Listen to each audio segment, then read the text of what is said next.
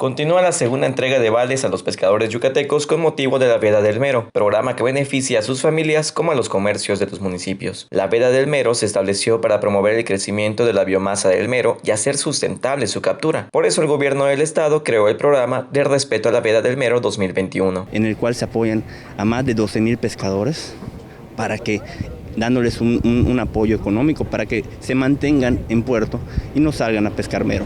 En 4 etapas, son 4 quincenas que se van a estar dando el apoyo durante estos 2 meses y sí, efectivamente son cada 2 semanas, son cíclicos. Por ejemplo, hoy estuvimos dando en Flamboyanes, en Chunachalem, en 2 semanas vamos a estar en los mismos puntos.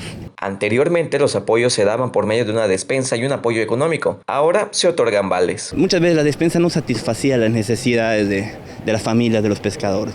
Ahora que se dan los vales, tiene 2 aristas. Los pescadores, las familias, las esposas pueden utilizarlos en lo que más necesitan y a la vez estamos impulsando la reactivación económica al nivel de los negocios locales. Los comercios que deseen sumarse al programa deben registrarse en la página pesca.yucatán.gov.mx. Cuando las personas compren en sus establecimientos, en menos de 3 días hábiles, el gobierno deposita los recursos a la cuenta que dieron de alta. Los apoyos comenzaron a entregarse el 1 de febrero y concluirán el 29 de marzo, aunque la vigencia de los vales es hasta el 30 de abril próximo. Con imágenes de Joaquín Martínez, César Gómez, Teleyucatán te informa. Teleyucatán te informa. Lunes a viernes, 8 de la noche. Síguenos.